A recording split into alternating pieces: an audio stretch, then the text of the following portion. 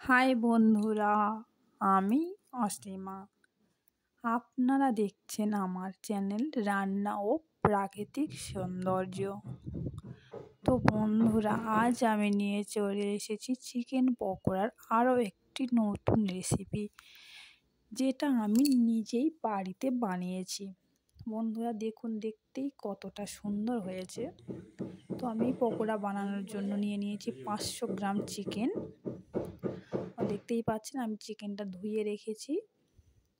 তো এর জন্য আমার লাগছে পেঁয়াজ বাটা, রসুন বাটা, আদা বাটা, কাঁচা লঙ্কা এবং টমেটো কুচি।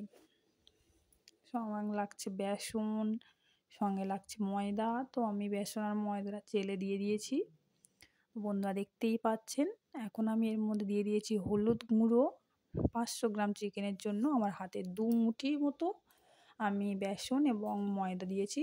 তো 1 চামচ হলুদ গুঁড়ো, আমার এই চামচ দেখতেই পাচ্ছেন। তো আমি ঝালটা একটু বেশিই পছন্দ করি, তার জন্য আমি 3 চামচ ঝাল দিয়েছি। আপনারা আপনাদের প্রয়োজন মতো দেবেন।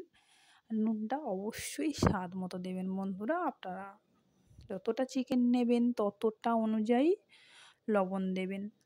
তো বন্ধুরা তারপর আমি দিয়ে নিচ্ছি এখানে জিরে গুঁড়ো। সানরাইসের জিরে গুঁড়োই দিচ্ছি। আপনারা যে কোনো বাড়িতে থাকে যদি জিরে ভেজে গুঁড়ো করে রাখা, আপনারা সেটা দেবেন, সেটাতে অবশ্যই টেস্টটা ভালো আসবে। তারপর আমি দিয়ে দিচ্ছি গরম মশলার গুঁড়ো। বন্ধুরা তারপর আমি দিয়ে দিচ্ছি এই যে চিলি কেচাপটা অল্প করে।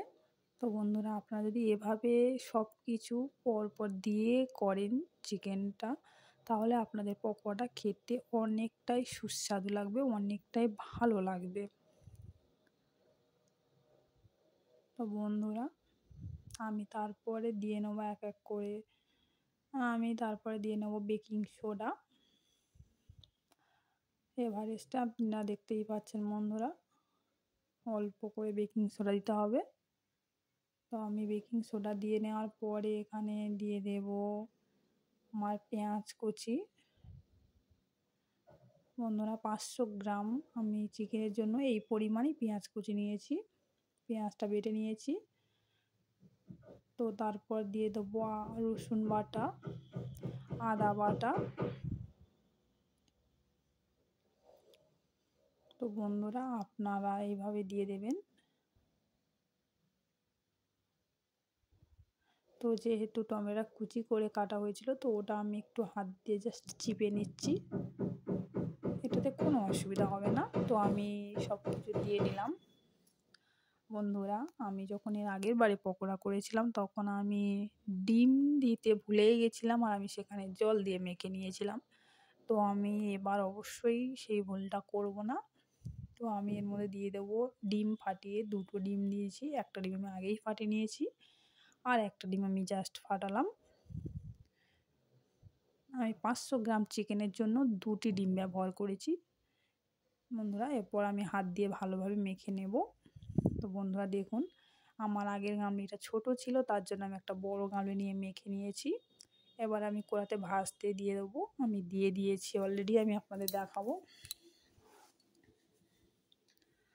তো বন্ধুরা দেখুন কতটা সুন্দর লাগছে দেখতে, এটা খেতেও কতটা ক্রিস্পি হবে। আমার একবার হয়ে গেছে ভাজা, তো আমার বাড়িতে সবাই গরম গরম পছন্দ করে, সেজন্য এদিকে ভাজা হচ্ছে, এদিকে খাওয়া হয়ে যাচ্ছে। তো বন্ধুরা সেটা কোনো প্রবলেম না, কিন্তু এটা খেতে এতটাই সুন্দর হয়েছিল যে আমি ভেজে রাখতে পারছিলাম না, সঙ্গে সঙ্গেই খাওয়া হয়ে যাচ্ছিলো। তো বন্ধুরা আপনারা দেখতেই পাচ্ছেন, ভাঙছিলাম জাস্ট ভেতর থেকে ধোঁয়া উঠছিল। আপনারা যদি ভালো করে লক্ষ্য করেন তাহলে অবশ্যই দেখতে পাবেন। এটা এতটা সুন্দর, এতটা ক্রিস্পি খেতে হয় না বন্ধুরা, কি বলবো। তো আমি আর একবার ভেজে নামিয়ে নিচ্ছি। তো বন্ধুরা বিয়ে বাড়িতে পকোড়াটা আরও একটু বড় থাকে সাইজে, আমি যেহেতু বাড়িতে বানাবো সেই জন্য আমি একটু ছোট করে নিয়েছি। তো বন্ধুরা আমার যেহেতু বাড়িতে খাবো, আমি কম মশলায়ও বানিয়েছি। আপনারা এভাবে জাস্ট একবার বানিয়ে দেখুন, অসাধারণ খেতে লাগবে। আমি করেছিলাম, এটা করার পর খাওয়ার পর আমি তো প্রেমে পড়ে গেছি। আমি এটা অবশ্যই আবারও বাড়িতে ট্রাই করব। তো বন্ধুরা দেখুন কতটা সুন্দর হয়েছে, এটা ক্রিস্পি দেখতে কত সুন্দর লাগছে। প্রত্যেকটাই কিন্তু চিকেন, দেখতেই পাচ্ছেন বন্ধুরা। আমি জাস্ট গরম এটা এতটা, আমি যখন এটা ভাঙছি এর মধ্যে দিয়ে ধোঁয়া উঠছে। দেখুন বন্ধুরা, আপনারা যদি ভালো করে লক্ষ্য করেন দেখতে পারবেন।